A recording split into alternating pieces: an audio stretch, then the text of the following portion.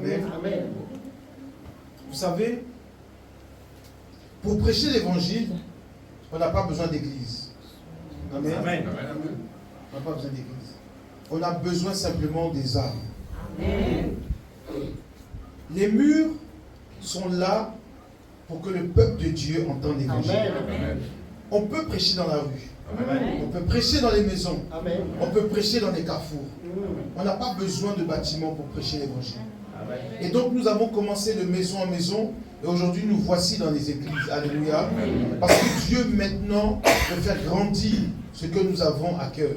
Amen. Donc cette mission, ce ministère vient pour équiper, aider le peuple de Maurice et de Rodrigue dans l'édification du corps de Christ. Amen. Pour libérer les captifs, pour libérer les vies. Donc nous nous associons à tous ceux qui aiment Dieu. Amen. Voilà pourquoi nous sommes là aujourd'hui. Parce que le pasteur Thibaut a bien voulu nous ouvrir la porte de ce lieu afin que l'évangile soit annoncé. Amen. Et je veux bénir Dieu aussi pour la vie de la sœur Jennifer qui est derrière. Est-ce qu'on peut acclamer Jésus pour sa vie? Amen. Pas de vous, voilà, on va la voir. Je sais que vous la connaissez. Amen. Amen. Je bénis Dieu pour sa vie avec la sœur Karina qui est là. Amen. Amen. Que Dieu vous bénisse. Parce que ce sont des personnes qui m'ont permis aussi d'arriver à Rodrigue. Alléluia. On était en programme sur l'île Maurice et elle a appelé Maman Cécile. Je me souviens l'année dernière, elle a dit il faut que le pasteur, l'homme de Dieu, arrive à Rodrigue. Amen. Amen. Et je lui ai dit, Dieu voulant, quand je reviendrai, gloire à Dieu. Et elle s'est battue pour ça. Elle a eu à cœur de nous ouvrir les portes. Et nous sommes là. Amen. Amen. Vous savez, je dis ces choses-là, pourquoi? Parce que tu peux avoir une vision. Amen. Dieu peut te parler. Mais tu as besoin des personnes qui vont t'épauler dans ta mission afin d'accomplir le Moïse. Dieu lui parlait face à face. Mais il a fallu que des hommes soient autour de lui pour l'aider. Il y avait Hur, il y avait Aaron, il y avait Josué, il y avait Caleb. Tous ces gens-là ont fait fonctionner la vision de Moïse. Amen. Une vision a besoin de membres. Et aujourd'hui, vous êtes dans la vision. Amen. Et ensemble, quelque chose de Dieu va se passer à Rodrigue. Amen. Je vais introduire. Nous sommes dans la grande moisson. Le thème, je priais. J'ai dit à Dieu, quel est le message pour Rodrigue? Et Dieu m'a parlé de la destruction des autels. Il y a beaucoup de fondements dans la vie des gens. Beaucoup ont accepté le Seigneur, mais beaucoup ne comprennent pas pourquoi ils sont encore dans la souffrance.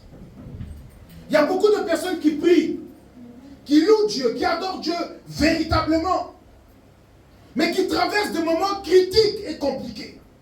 Alors ces personnes se posent la question, est-ce que j'ai péché? Est-ce que j'ai fait quelque chose de mal? Pourquoi est-ce que je vis cette situation? Et Dieu ce soir vient t'apporter la réponse. Amen. Alors je veux ce soir, parce que je suis venu pour prêcher. Je ne suis pas venu pour enseigner. Je suis venu pour libérer la gloire de Dieu. Amen. Alors pendant que je serai en train de parler, si le message te touche et te fait du bien, crie Amen fort. Amen. Pendant que je serai en train de libérer, Dieu va se manifester. Amen. Je veux que tu sois concentré. Parce que nous sommes venus ce soir pour qu'une personne soit délivrée. Amen. Je ne sais pas qui, mais qu'il soit fait selon ta foi. Amen. Alléluia. Prenez avec moi Genèse chapitre 12. Nous connaissons tous l'histoire, mais nous allons traiter ça de manière prophétique.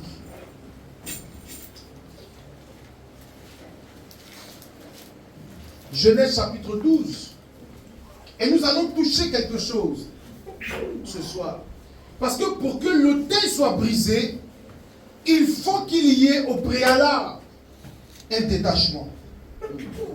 Alléluia. Amen. Alléluia. Amen. On me suit. Genèse chapitre 12. Regardez ce que la Bible dit. L'Éternel dit à Abraham, va-t'en de ton pays, de ta patrie, de la maison de ton père, dans le pays que je te montrerai. Je ferai de toi une grande nation et je te bénirai. Je rendrai ton nom grand et tu seras une source de bénédiction. Quelqu'un dit Amen. Amen. Quelqu'un dit Amen bien. Amen. Quand nous regardons ici, il y a quelque chose qui se passe dès le début de l'histoire. Il dit à Abraham, va-t'en de ton pays, 1, de ta patrie, 2, de la maison de ton père, 3. Regardez le détachement. Je reprends. Va-t'en de ton pays. Donc, c'est-à-dire ton pays, c'est ce qui concerne ta propre vie, ton histoire. Ton pays, tes origines. Sors de ta culture, de la manière de vivre. Sors de là, premièrement. De ta patrie. Donc, c'est-à-dire, de ta patrie, c'est-à-dire ton village. C'est-à-dire que ton environnement sort aussi de là. Parce qu'il y en a qui quittent leur pays, mais ils restent encore villageois. Tu vas quitter Maurice, tu vas quitter Rodrigue, tu vas aller aux États-Unis. Tu vas quitter ton pays, mais tu restes encore dans les coutumes et les traditions mauriciennes. Donc, non seulement tu quittes ton pays, mais il faut aussi quitter ta manière de vivre. Amen. Amen. Amen. Alléluia. Amen. Il y en a qui s'en vont dans d'autres pays, mais qui mangent toujours mauricien aux États-Unis. Ils vont dans d'autres pays, mais ils continuent d'écouter toujours les histoires du pays. Patrie. Dieu voulait un détachement total dans la vie d'Abraham. Alors il lui dit, quitte ton pays, quitte ta patrie. Et troisièmement, la maison de ton père. C'est là le plus important, la maison de ton père. Pourquoi il dit la maison de ton père? Ce sont les liens de famille. Amen. La maison de ton père. Il y a des choses que ton père a faites. Il y a des choses que tes ancêtres ont faites. Il dit, quitte aussi ces choses. Ton père adorait un Dieu. Tu dois quitter cette adoration. Amen. Tu dois quitter cet environnement. Et regardez ce qu'il dit maintenant. Il dit, je ferai de toi une grande nation. Donc la condition pour que Dieu fasse d'Abraham une grande nation, c'est qu'il faut qu'il quitte son pays, sa patrie et la maison de son père. Amen. Donc le détachement va accélérer le processus de la bénédiction. Amen. Donc regardez un peu. Le tout n'est pas d'entendre la voix de Dieu. Le tout, ce n'est pas d'avoir de vision, mais c'est aussi d'obéir à la voix de Dieu. Amen. Amen. Amen. Est-ce que quelqu'un me comprend ce soir? Amen. Donc pour que quelqu'un soit libéré, il faut que sur le plan spirituel, il arrive à se détacher de tout ce qui le tient dans la captivité. Amen. Il y a beaucoup de personnes qui vont à l'église, mais qui sont encore tenus captifs, soit par sa patrie, soit par son pays, soit par la maison de leur père. Donc ils n'ont pas fait le détachement. Et la condition pour que Dieu puisse libérer la vie d'Abraham, élever Abraham, faire d'Abraham une grande nation, il y avait 3 conditions. 3 conditions. Et il dit, je te bénirai. Waouh. Je ferai de toi une grande nation. Je rendrai ton nom grand. Et tu seras une source de bénédiction. Alors je me pose la question, est-ce qu'Abraham n'était pas béni dans la maison de son père? Pourtant la Bible dit que le jour où il sort de la maison de son père, il est sorti avec des serviteurs, des servantes, des bœufs, comment ça s'appelle, des moutons, des agneaux. Il avait même des esclaves. Il était riche. Mais regardez la richesse dont Dieu parle. La bénédiction dont Dieu parle, ce n'est pas ce qu'Abraham possédait. Tu peux avoir l'argent et être malheureux. Abraham avait tous ses biens, mais il manquait quelque chose à Abraham. Dieu voit Abraham. Et Dieu voit qu'Abraham est différent des autres membres de la famille. Et Dieu veut commencer une histoire avec Abraham. Mais il lui dit, pour que je puisse réaliser ce grand projet, il va falloir que tu prennes la décision de te séparer. Pourtant, Abraham ne manquait de rien étant dans la maison de son père. Abraham aurait pu dire, mais tu dis que tu vas me bénir. Regarde tout ce que j'ai. Tu parles de quoi? J'ai des bœufs. J'ai des serviteurs, j'ai des servantes. J'ai des esclaves. Et tu dis que tu vas rendre mon nom grand. Mais dans le pays ici, les gens me respectent. De quelle grandeur est-ce que tu parles? La grandeur dont Dieu parle est différente de la grandeur des hommes. Amen. Quand Dieu te connaît, il te rend grand à ses yeux. Amen. La grandeur de Dieu n'est pas la grandeur des hommes. Les gens pensent que, comme tu n'as pas bâti une grande église, alors tu n'es pas grand aux yeux de Dieu. Mais Dieu sait que tu as bâti des hommes. Or, l'église, ce sont les hommes. Plus tu gagnes des hommes, plus tu bâtis des églises. Quand Jésus dit, je viendrai chercher mon église, il parle des hommes et des femmes. Amen. Il ne parle pas des cathédrales. Amen. Il ne parle pas des bâtiments. Amen. Alors il faut comprendre une chose. Qu'un homme qui bâtit des hommes, c'est quelqu'un qui a de nombreuses églises. Quelqu'un ne va pas dire Amen. Amen.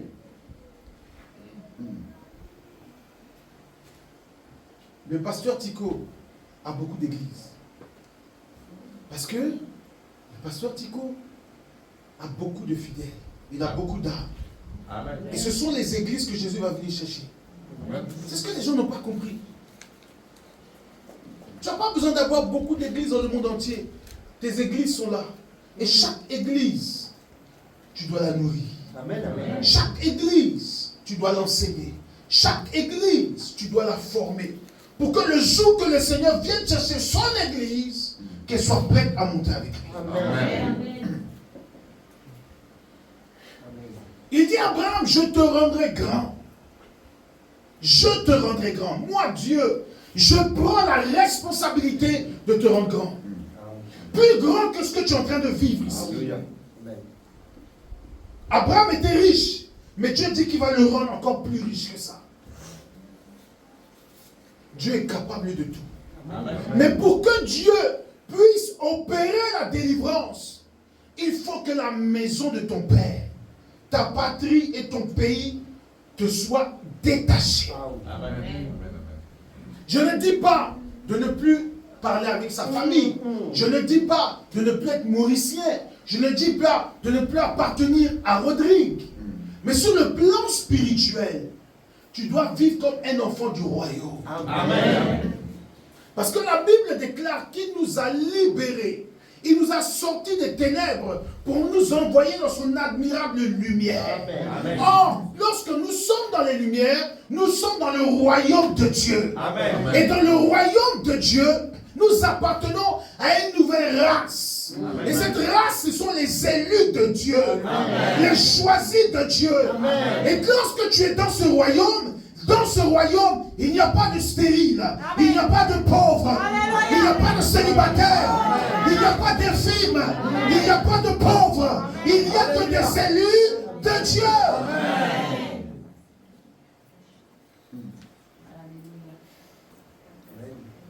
C'est ça. Et Jésus est venu pour changer l'histoire de quelqu'un. Amen. Abraham, détache-toi. Je vais faire quelque chose de grand avec toi. Détache-toi. Accepte de ne plus être sur le joug familial. Amen. Souvent, il y a beaucoup de personnes qui connaissent d'où vient le mal. Mais parce qu'ils sont trop liés à la famille. Ils sont trop liés aux parents. Alors, ils n'arrivent pas à se détacher. Or, aussi longtemps que tu es attaché, tu resteras esclave. Amen. Et la Bible dit que Jésus leur dit, allez-y détacher l'anneau. Mais regardez ce qui va se passer. La Bible nous enseigne que lorsque Jésus les envoie, il leur dit, attention, lorsque vous allez arriver pour détacher l'anneau, il y a des gens qui vont vouloir s'opposer. Oui. Mais il déclare que le maître en a besoin. Ce qui veut dire que ceux qui détenaient l'anneau n'étaient pas les propriétaires de l'anneau. Quelqu'un m'a pas dit amen. Amen. Donc il y a des gens qui détiennent ta bénédiction, mais en réalité n'ont pas le droit. Amen. Gloire à Dieu. Regardez un peu. Hérode était assis sur le trône en tant que roi des Juifs. Mais la Bible dit que lorsqu'il a entendu que le vrai roi des Juifs est né, la Bible dit que ce jour-là, Hérode a tremblé. Amen. Pour la première fois, le roi Hérode a tremblé. Amen. Parce qu'il a entendu que le vrai roi est né. Oh, donc ce qui veut dire qu'il y a des gens qui sont assis sur ton mariage. Ils sont assis sur tes entrailles. Ils sont assis sur ton travail, sur ta joie. Ils sont conscients de cela. Mais la Bible dit que lorsqu'il a entendu que Jésus est né, il a eu peur. Et regardez le décret qu'il a signé. Que tous les enfants de 0 jusqu'à 2 ans meurent. Pourquoi? Parce qu'ils ne savaient pas où était Jésus. Amen. Alors il fallait faire des dégâts collatéraux. Il fallait même toucher les innocents. Écoute-moi bien. Quand le diable n'arrive pas à t'atteindre, il va toucher tout ce qui est autour de toi. Amen. Il ne savait pas où était Jésus. Alors il a commencé à tuer les enfants qui étaient autour de Jésus. Les enfants qui étaient nés dans la même période que Jésus sont morts. Les femmes qui ont accouché dans la même période que Marie ont vu leur enfant mourir. Comprenez que tu n'es pas n'importe qui. Amen. À cause de toi, il y a des gens qui meurent. On arrive à attaquer ta femme. On arrive à attaquer tes enfants. Amen. On arrive à attaquer ta famille. On arrive à attaquer ton église à cause de toi. Parce que toi, tu déranges. Toi, tu as le plan de Dieu. Toi, tu es celui qu'on doit abattre. Mais comme ils n'arrivent pas à le faire, ils vont commencer à toucher autour de toi. Mais la Bible déclare que l'ange s'est révélé à Joseph. Il dit à Joseph, sors du pays. Le danger est là. Ils sont en train de tuer les enfants. Ils arrivent vers Jésus. Sors avec l'enfant. Oh, je prophétise que la sorcellerie de ta famille, l'ange de l'Éternel va t'avertir. Je dis, quand il y aura le danger, l'ange de l'Éternel va t'avertir. Pour ne pas que cela t'arrive. Amen. Regardez un peu. Jésus a dû sortir de son pays, de sa patrie et de la maison de son père. La même chose qu'Abraham. Amen. Il a dû sortir. Il s'est détaché du pays où il était, de la ville où il était et de la maison où il est né. Il devait se séparer. Il est sorti. Dieu l'envoie en exil. Et Dieu le cache. Il y a des saisons où Dieu sera dans l'obligation de te cacher. Amen. Oh, c'est pas parce que tu n'es rien aux yeux de Dieu. Alors toi, souvent, tu vois les autres en train de briller, en train de réussir. Mais toi, tu es en danger. Amen. Toi, tu es en danger. Alléluia. Dieu te cache. Amen. Plus personne ne t'appelle. Tout le monde t'a oublié. Les gens même ne se souviennent même plus de toi. Tu te dis, mais c'est pas normal. Tout le monde m'a oublié. Ils t'ont pas oublié. Dieu est en train de te cacher. Dieu est en train de te cacher. Parce qu'il ne faut pas que tes ennemis te localisent. Il ne faut pas qu'ils sachent où tu es. Alors Dieu enlève ton esprit dans la tête des gens. Amen. Plus personne ne te calcule, plus personne ne t'appelle. Tu as l'impression de mourir. Mais laisse-moi te dire que la Bible déclare que si la graine qui tombe en terre ne meurt, elle ne peut produire. Amen. Or, il y a des saisons où tu auras l'impression de mourir. Parce que Dieu veut t'enfoncer pour te faire sortir glorieusement. Ah, celui qui dit Amen se réalise dans sa vie.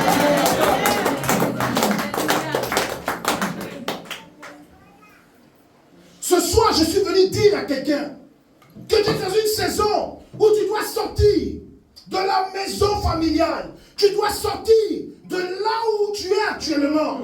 Tu dois refuser la pauvreté. Tu dois refuser l'esclavage. Tu dois refuser ces choses. Comment est-ce qu'on refuse?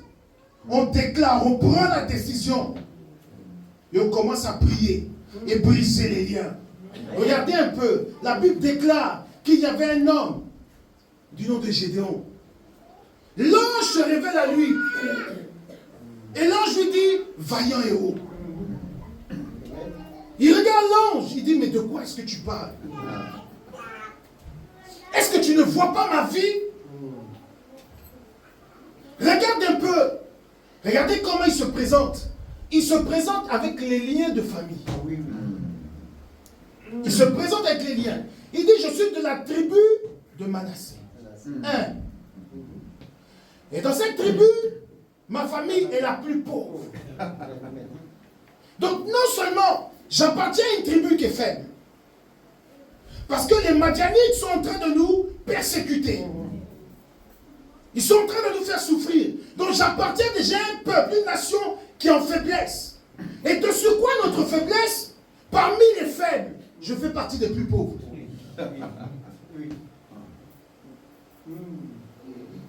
Et là, je regarde et lui dis, tu ne sais pas qui tu es. Peu importe l'endroit où tu es né, Dieu fera de toi un héros. Amen. Tu es né dans la pauvreté, mais à cause de toi, la richesse va sortir dans ta famille. Amen. En fait, le problème, c'est quoi? C'est que tu ne dois pas accepter la situation dans laquelle tu es. Alors l'ange de l'Éternel lui dit, tu es un vaillant héros, Gédéon. C'est toi qui vas libérer ce peuple de la main des Madianites. Il dit, ah bon? Il dit, quelle gloire! Je veux que tu comprennes. Gédéon a compris d'où venait son malheur. Il dit à l'ange, reste ici, que je te fasse une offrande. Pour cette parole prophétique que tu annonces dans mon atmosphère. Il fait l'offrande. L'ange de l'Éternel agrée l'offrande. Et la Bible dit pendant la nuit. Parce que Gédéon avait peur. Gédéon était un peu heureux. Je vous annonce ça. Je vais vous expliquer pourquoi c'était un peu heureux. Parce que de lui-même, il n'avait pas le courage d'aller pour détruire le Dieu de son père. Alors la Bible dit qu'il a pris des gens avec lui. Il a dit, venez avec moi. Parce que si j'y vais seul, si je vois mon père, j'aurai plus la force. Vous savez, il y a des choses que tu ne peux pas vaincre seul. Mais Dieu enverra des gens pour t'aider. Ce soir, je suis venu t'accompagner comme Gédéon. Amen. Afin de renverser l'autel qui respire dans ta maison. Amen. Cet autel-là qui t'empêche. Et regardez le Dieu que le père de Gédéon adorait. C'était ce Dieu-là qui les avait rendus pauvres. Donc le problème n'était pas Gédéon. Le problème n'était pas la famille de Gédéon. Le problème n'était pas les frères de Gédéon. Le problème, c'était le père de Gédéon. Mais comme il vivait dans la maison de son père, alors il fallait qu'il brise l'autel de son père pour sortir de la maison de son père. Parce que s'il ne détruisait pas l'autel, même s'il quittait, l'autel allait respirer contre lui. Amen. Alors il prend son courage, il rentre pendant la nuit et il détruise le Dieu de leur père. Il y a beaucoup d'adoration que nous devons détruire dans nos maisons. Amen. Pour que Dieu puisse rendre le nom d'Abraham grand, il a fallu qu'Abraham se sépare. Vous savez, le Dieu d'Abraham adorait la lune. Parce que dans la ville de Our, l'adoration qui était là-bas, c'était la lune et les étoiles. Et c'est ces deux-là qu'ils adoraient. C'est un grand mystère. Demain, je toucherai ce mystère. Voilà pourquoi Joseph, qui est un descendant d'Abraham, en songe, il voit la lune et les étoiles. Pour dire que même les dieux de tes parents vont se prosterner un jour devant toi. Amen. Parce qu'en fait, dans leur sang, il y avait une adoration. C'est-à-dire que la lune était représentée comme une grande divinité. Et le fait que les ancêtres de Joseph adorait la lune et que lui, Joseph, étant un arrière petit enfant, va se rendre compte qu'une nuit, le Dieu de ses ancêtres vont tomber à ses pieds. Amen. Pour dire quoi? Pour dire que ce qu'Abraham a fait a été l'héritage de Joseph. Amen. Ce que nous allons faire ce soir sera le succès de tes enfants demain. Amen. Parce que si toi, tu n'arrêtes pas le processus maintenant, tes enfants vont hériter de cela. Amen. Nous sommes des chrétiens. Nous avons accepté Jésus-Christ. Mais le combat existe. Voilà pourquoi l'apôtre Paul dit, nous n'avons pas à lutter contre la chair et le sang, mais contre les esprits méchants dans les lieux célestes. Donc c'est-à-dire que le combat n'est plus physique, mais le combat il est quoi? Spirituel. Donc nous sommes dans un combat des esprits. Amen. Peut-être que tu n'as pas affaire à ton père directement, mais tu as affaire à l'esprit que ton père adore. Amen. C'est lui que tu dois combattre, c'est pas ton père, Amen. c'est pas ta mère, Ah oui. c'est l'esprit qui l'adore. Mm. C'est lui qui te fait du mal. Et tes parents pensent bien faire en adorant ce Dieu-là. Mais le problème, c'est que dans ce Dieu, il y a beaucoup de conditions. Et lorsqu'un enfant arrive à vivre sa vie et que les parents un jour meurent, eh bien le Dieu que ses parents ont adoré vont se tourner vers l'enfant et ils vont exiger les rituels que l'enfant ne connaît pas. Amen. C'est là que le combat commence. C'est là que la guerre spirituelle commence. Parce que quand les parents meurent, ils lèguent un héritage. Amen. Quel est l'héritage que toi tu reçois? Un Dieu que tu ne connais pas. Amen. Avec des règles, avec des principes très dangereux. Et si tu ne lui donnes pas telle ou telle chose, il détruit ta vie. Voilà pourquoi il y a beaucoup de gens qui n'arrivent pas à enfanter, qui n'arrivent pas à se marier, qui n'arrivent pas à évoluer, parce que c'était les conditions qui avaient été données au préalable. Ah oui. Alors la Bible dit que notre Dieu, il bénit sans condition. Amen. La Bible dit que la bénédiction de Dieu n'est suivie d'aucun chagrin. Amen. C'est-à-dire que quand Dieu te bénit, il ne te demande rien en retour. Amen. Tes enfants héritent et ils jouissent de la bénédiction. Amen. Et ce soir, nous sommes venus annuler tout décret satanique, Amen. tout décret maléfique, tout décret de la sorcellerie qui a été annoncé sur la vie de ton père, sur la vie de ta mère, qui respire contre toi. Amen. Tes parents n'ont pas réussi dans leur mariage. Toi, tu souffres aussi de ça. Amen. Tes parents ont eu du mal à enfanter. Toi, aujourd'hui, tu constates que tu vis la même chose que tes parents. Un jour, j'ai prié pour une sœur. Elle était battue dans son foyer. L'homme avec qui elle était violent. Et la Bible, et cette femme, pendant que j'étais en train de prier pour elle, je vois dans une vision une femme à côté d'elle. Et on me dit que c'est sa mère. Mais sa mère ne vivait plus. Alors je lui pose la question, quel est le rapport entre toi et ta mère? Parce que je suis en train de voir une dame à côté de toi, et dans l'esprit on me dit que c'est ta mère. Elle me dit que ma mère était une femme battue.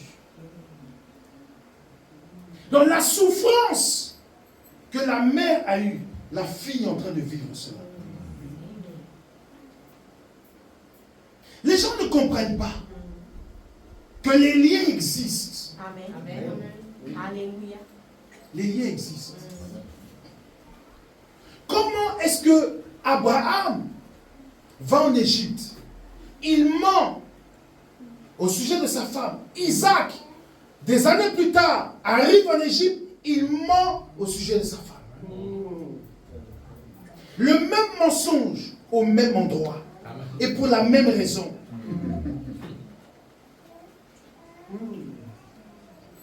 Il y a des échecs qui se répètent de génération en génération. Certes, tu es sauvé, tu as le salut de ton âme, mais pourquoi sur la terre tu n'es pas heureux? Ah. C'est pas simplement au ciel qu'on doit se réjouir. Avant que le Seigneur n'arrive, toi tu dois être heureux aussi. Amen. Tu ne dois pas simplement voir les autres voyager, aller aux États-Unis, revenir à Maurice, te montrer les photos. Pourquoi? Toi aussi, tu vas aller aux États-Unis. Gloire à Dieu. Amen. Toi aussi, tu vas aller aussi en France te promener. Amen. Prendre des photos en bas de la tour Eiffel. Alléluia. Avec tes enfants. Oh, Jésus.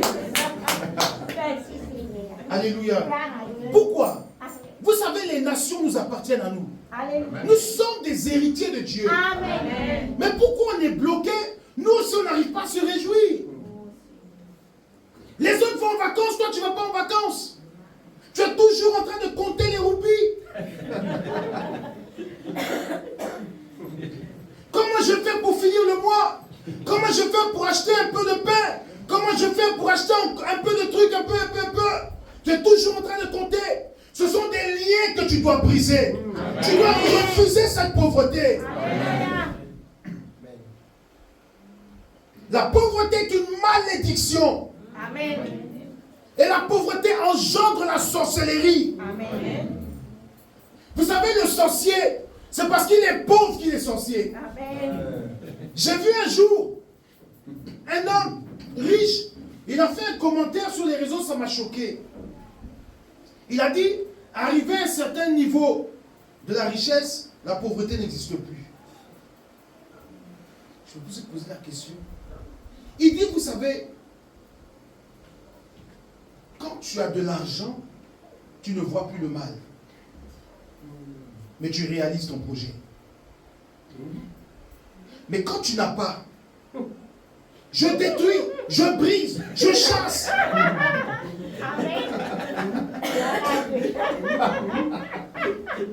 Est-ce que quelqu'un me comprend? Amen. Donc ce qui veut dire que ce n'est pas bien d'être dans le manque.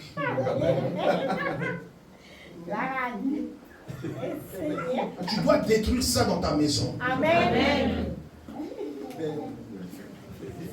Tu rentres dans un magasin, oh là là, mais tout est cher ici. C'est parce que tu n'as pas. Alléluia. Dites-moi la vérité, quand tu as beaucoup d'argent sur toi, même quand c'est cher, tu dis, oh, c'est rien ça. C'est vrai ou pas? C'est vrai. C'est naturel. Quand tu as de l'argent, quand par exemple on t'a béni, ou bien on t'a fait un don, ou bien tu as eu de l'argent, il y a une affaire qui a marché, tu rentres dans un magasin, tu vois un truc, 2000 roupies. Oh, c'est rien ça. Allez, prends mon fils. Pourquoi? Parce qu'en fait, tu es heureux, tu es content. Et tu sais que même si tu payes, il va rester encore. Amen. C'est ça l'abondance. Amen. Quand tu es béni, et bien quand tu dépenses, tu sais qu'il va rester. Amen. Quand tu n'as pas, tu regardes les magasins, tu es fâché. Amen. Ah, mais là, ils augmentent trop les prix, ils exagèrent.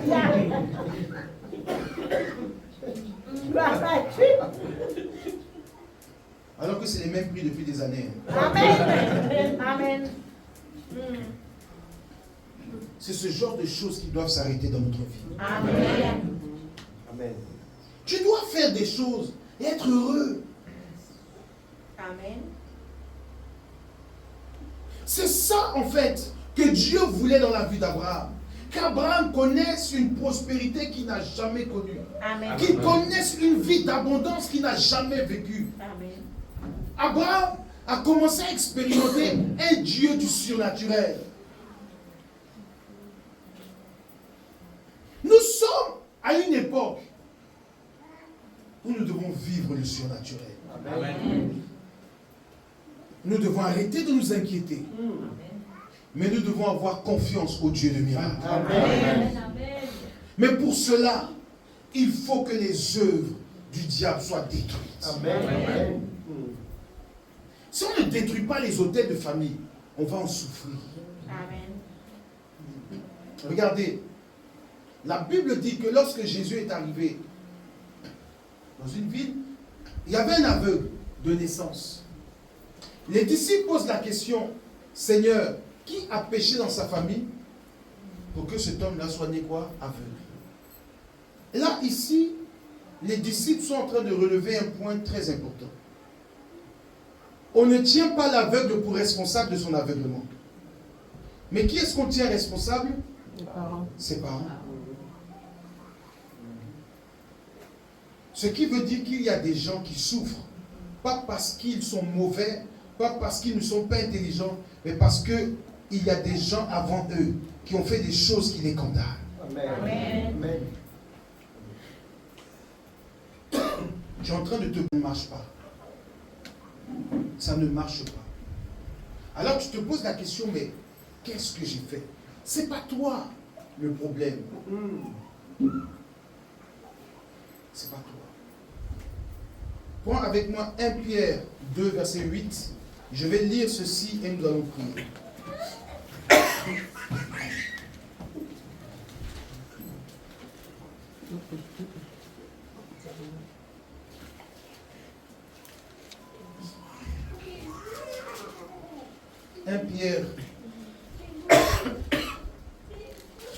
Alors, 1 Pierre chapitre 1 verset 18.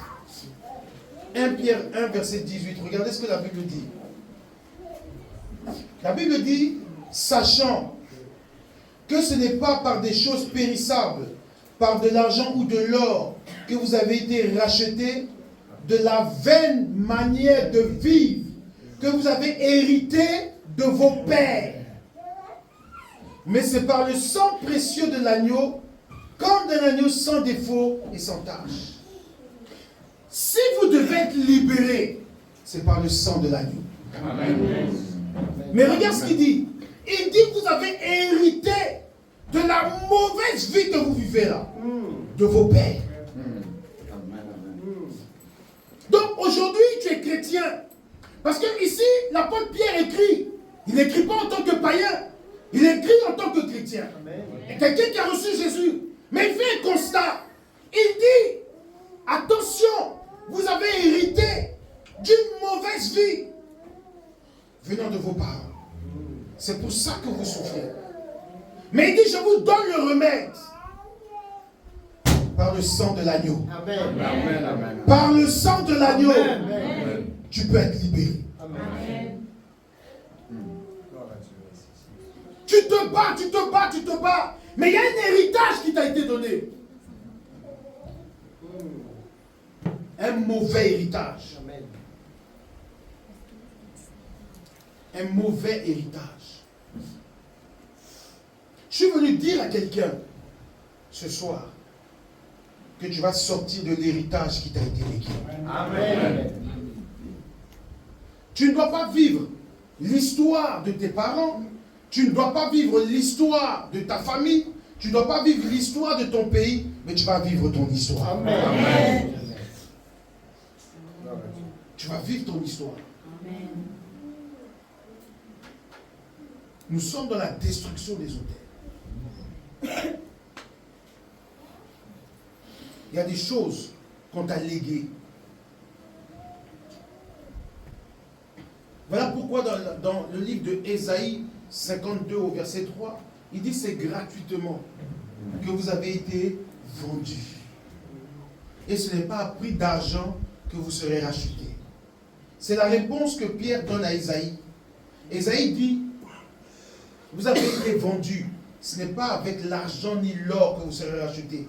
Et Pierre nous dit, sachant que ce n'est pas par des choses périssables, de l'argent ou de l'or que nous avons été rachetés, mais il dit par le sang de l'agneau.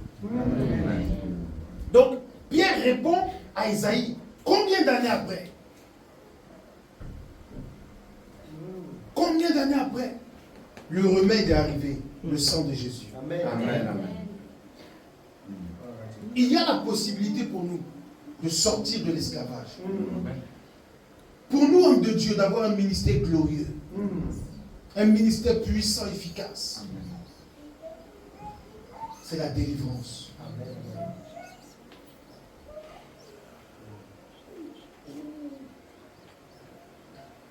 Dieu peut le faire. Ne dis pas que dans ma famille, c'est comme ça. Aujourd'hui, tu n'appartiens plus à cette famille, tu appartiens au royaume de Dieu. Amen. Alors, dans ton sang, il y a la victoire. Amen.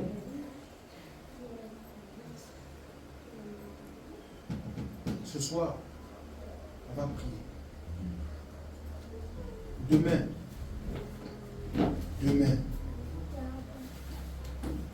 ça va être une explosion de délivrance. Demain ne vient pas seul. Tu connais quelqu'un qui est malade, tu connais quelqu'un qui a un besoin particulier, tu viens avec lui. Amen. Il dit, demain quelque chose va se passer ici. Amen. Et ta vie ne sera plus jamais la même. Amen.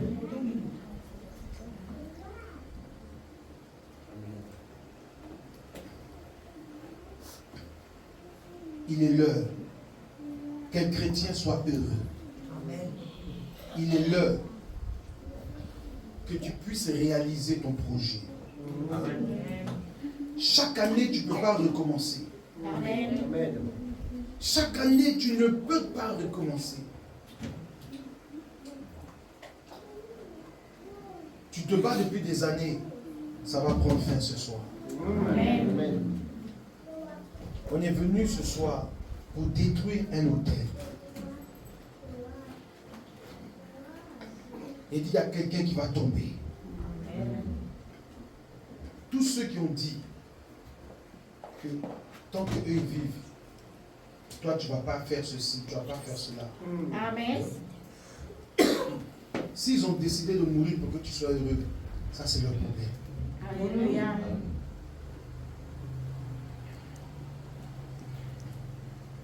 Il y a des gens qui pensent qu'ils peuvent détenir ta bénédiction. Alléluia. Mais quand le temps de Dieu arrive, Amen. j'ai dit quand le temps de Dieu arrive, Amen. c'est ce que je disais la semaine dernière pendant le culte, que lorsque Jésus descend de la barque, la Bible déclare qu'il y avait un fou, le fou de Gadara. La Bible déclare qu'il a senti que Jésus était arrivé. Il a couru, s'est jeté aux pieds de Jésus. Et qu'est-ce qu'il lui a dit? Il lui a dit, le temps n'est pas encore venu. Que fais-tu ici? J'ai compris que même le diable sait qu'il a un temps où il va sortir de ta vie. Amen. Le diable se jette et il dit, c'est pas encore le temps. Jésus vient devancer le temps. Amen. Peut-être qu'il avait 5 ans avec toi, mais aujourd'hui Dieu dit qu'il reste quelques minutes. Amen. Amen. J'ai réalisé, j'ai lu ce passage, j'ai dit, mais Seigneur, donc ça veut dire que même le diable, il sait combien de temps il a avec nous. C'est pour cela que souvent, tu traverses des moments difficiles. Parce que le diable, il sait qu'il ne lui reste pas beaucoup de temps avec toi. Amen. Donc il veut te détruire au maximum. Mais quand Jésus arrive, le temps est arrivé. Amen. L'heure prend fin. Ta souffrance doit s'arrêter. Amen. Amen. Ce n'est pas Jésus qui a appelé le démon. Le démon est venu. Amen. Amen. Il a dit, je prophétise et je déclare que tous les esprits qui tiennent ta vie en captivité vont fléchir les genoux ce soir. Amen.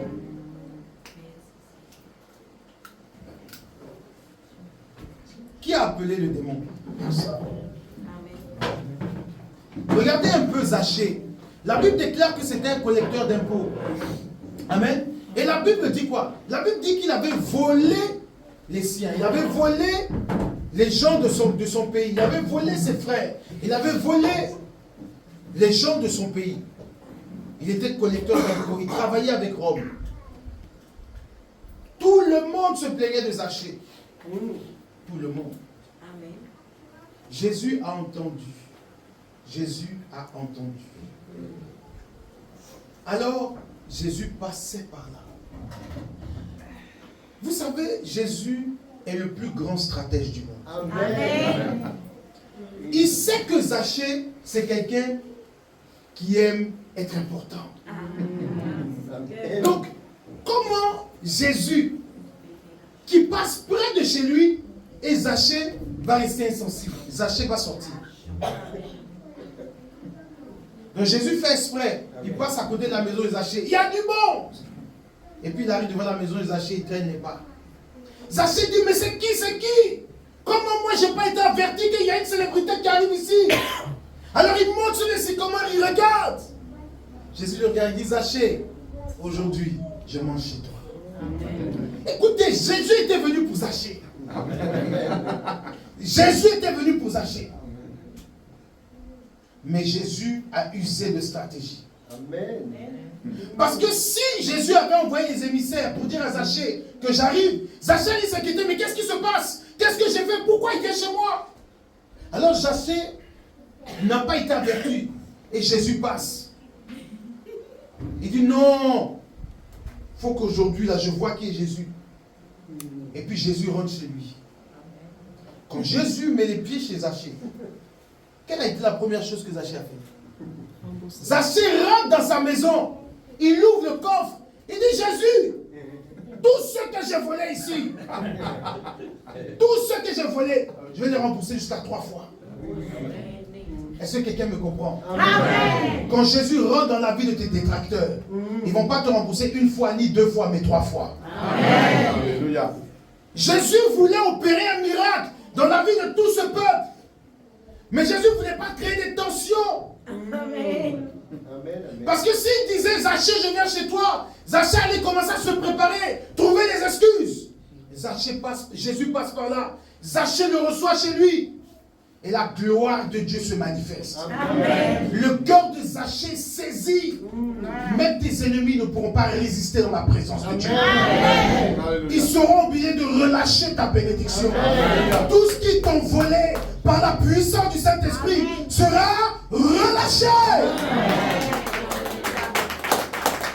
Jésus n'a pas dit à Zachée, rends ce que tu as volé. Mais lui-même, il a confessé. Amen. Quand la gloire de Dieu descend, tes ennemis vont confesser le mal qu'ils t'ont fait. Et ils vont te restituer ce qu'ils t'ont volé.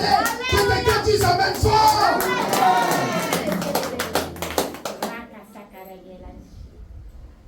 Oh Jésus. Ils seront obligés. Oh Parce que la présence de Dieu met la confusion. Zachée a senti la gloire, la bonté, la présence de Dieu. Malhonnête qu'il était, il n'a pas supporté cette présence. Amen. Tes ennemis ne vont pas supporter la gloire de Dieu. Amen. Gloire à Dieu. Tous ceux qui ont pris ton enfantement ne vont pas te rendre un enfant, ils vont te rendre 5 enfants. Amen. Ils se sont assis sur ton histoire, Amen. sur ta famille. La honte est sur ta famille. Oh, Jésus va entrer chez ceux qui détiennent ta bénédiction. Amen. Et Jésus va s'asseoir dans leur maison. Et Amen. pendant qu'il sera assis, ils vont libérer ta gloire. Amen. Est-ce que je suis venu annoncer à quelqu'un, Rodrigue? Amen. Il est l'heure. Amen. Dis avec moi, il est l'heure. Il est l'heure. Dis avec moi, il est l'heure. Il est l'heure.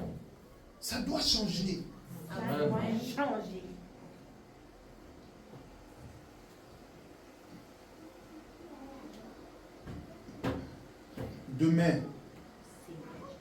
Demain, c'est le dernier jour pour Satan. Amen. Là, il est en sursis. Je vous dis la vérité. Ce qui va se passer, je vous dis, je ne suis pas venu pour enseigner quoi que Dieu m'a dit que les autels seront détruits. Amen. Parce qu'il y a des gens qui doivent réussir. Amen.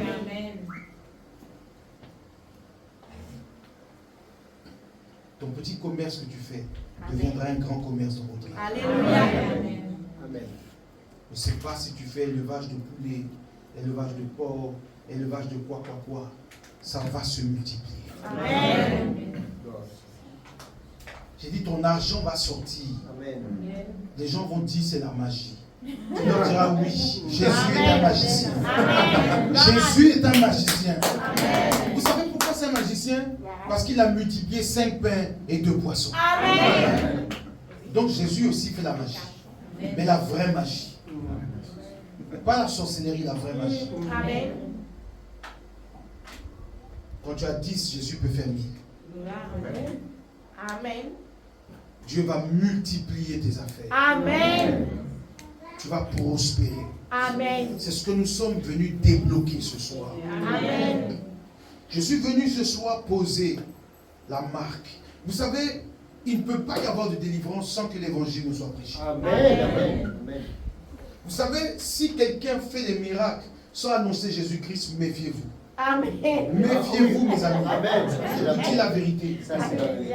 C'est la vérité. Il n'y a aucune puissance sans que le nom de Jésus soit Amen. annoncé. C'est quand le nom de Jésus est annoncé que les miracles se manifestent. Amen. Car la Bible dit, voici les signes qui accompagneront ceux qui auront cru en mon nom. Amen. Donc si les miracles doivent se manifester, il faut que j'annonce le nom de Jésus-Christ. Afin que les signes et les prodiges soient attestés par le nom de Jésus. Alléluia. Alléluia. Gloire à Dieu. C'est important de poser la base solide ce soir. Amen. Afin que ta foi grandisse.